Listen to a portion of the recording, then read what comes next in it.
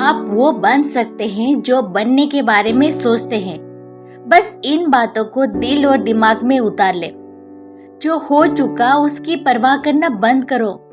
कुछ नया सोचो, नया करो और आगे बढ़ो। जो हो चुका अगर उसी में उलझे रहोगे तो आपका आज खराब हो जाएगा। मेरी इस बात को आप हल्के में ना ले। आप इतने समझदार हैं कि आप मेरी इस बात को अच्छे से समझ सकते हैं। अगर आप वाकई पीछे घटने वाली घटनाओं को दिन रात अपने दिल और दिमाग में दोहराते रहेंगे तो आगे कुछ नया करने का निर्णय नहीं ले पाएंगे। जानते हैं ऐसा क्यों होता है? ऐसा इसलिए होता है कि आपका दिमाग जब बुरी घटनाओं विचार से भरे होते हैं तो ये अच्छे और प्रेरक विचार पैदा नहीं कर पाते हैं और आप हर काम में असफल हो जाते हैं। इसलिए मेरी मानिए, जो हो चुका उसे भूलकर एक नई शुरुआत करें। मान लीजिए एक कमरे में किताबों को एक विशाल ढेर लगा दिया जाए और आपको एक विशेष किताब का नाम बताया जाए और उस किताब को उस कमरे में लगे विशाल ढेर में से ढूंढ कर लाने को कहा जाए तो आपको कितना समय लगेगा? मुझे लगता है आपको बहुत समय लग जाएगा, है ना? लेकिन उन्हीं किताबों को करीने से बुक शेल्फ में रख दिया जाए तो आपको उस विशेष नाम वाली किताब को ढूंढने में बहुत ही कम समय लगेगा। मेरी इस बात से आप सहमत है कि नहीं? मुझे लगता है आप सहमत हैं। जिस तरह से किताबों की ढेर से कमरा भरा है, ठीक उसी तरह से हमारा दिमाग विचारों के ढेर से भरा हुआ है।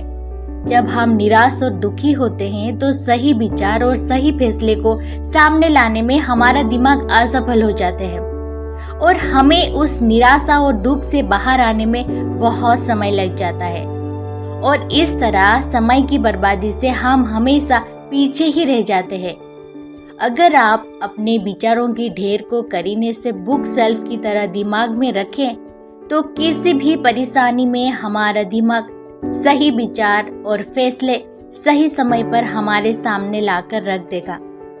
ऐसा करने का सिर्फ एक तरीका है, बस आप हर सुबह मेडिटेशन करना शुरू कीजिए, क्योंकि मेडिटेशन में वो पावर है जो आपको अंदर से कुछ कर गुजरने की ताकत देती है।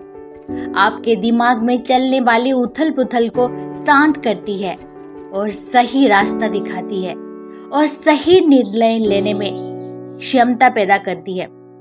आपको जागना होगा और इस भ्रम को मिटाना होगा कि तुम कमजोर हो, तुम कभी ना बनने वाली आत्मा हो। तत्व तुम्हारा सेवक है, तुम तत्व के सेवक नहीं हो। यदि आपकी परिस्थितियों पर अच्छी पकड़ है तो जहर उगलने वाला भी आपका कुछ भी नहीं बिगाड़ सकता। शिक्षा क्या है? क्या ये किताबों से मिलने वाली विद्या है? नहीं। क्या ये नाना प्रकार का ज्ञान है? नहीं, यह भी नहीं है। जिस संयम के द्वारा इच्छा शक्ति का प्रवाह और विकास वश में लाया जाता है और वह फलदायक होता है, वही शिक्षा कहलाती है। अगर आप अपने जीवन और सफलता की डोर किसी और की उम्मीद पर छोड़ दिए हैं तो ये जीवन की सबसे बड़ी भूल है। भगवान ने आपको अपनी बुद्धि और विवेक दिए हैं ताकि आप खुद पर भरोसा रखकर आगे बढ़े और सफलता हासिल करें। अगर आप खुद पर और अपनी योग्यता पर विश्वास रखते हैं तो आज नहीं तो कल आपको सफलता जरूर मिलेगी।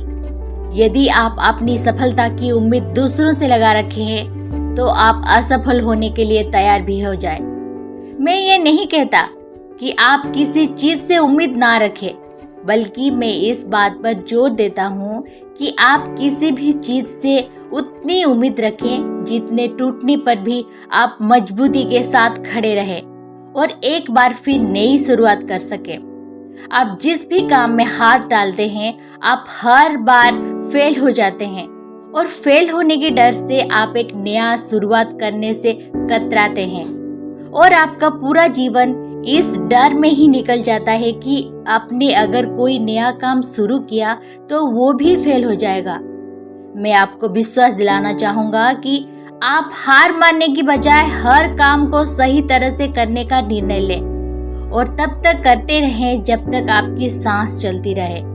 अगर आप इस तरह का निर्णय ले लेते हैं तो आप हारने के बाद भी एक विजेता कहलाते हैं। वो विजेता जो कभी हार नहीं माना, पूरा जीवन जीतने में लगा दिया। यदि आप हार के बाद इस डर से शुरुआत नहीं करते हैं कि आप एक बार फिर हार जाएंगे, तो आप ये मान लीजिए कि आप जिंदा होते हुए भी एक मरे हुए आदमी के समान हैं, जिससे एक नई शुरुआत की उम्मीद नहीं की जा सकती। यदि आप मेरी बात से सहमत हैं तो आप किसी काम में बार बार फेल होने से डरे ना, बल्कि हर बार उस काम को सही तरह से करने की योजना बनाएं।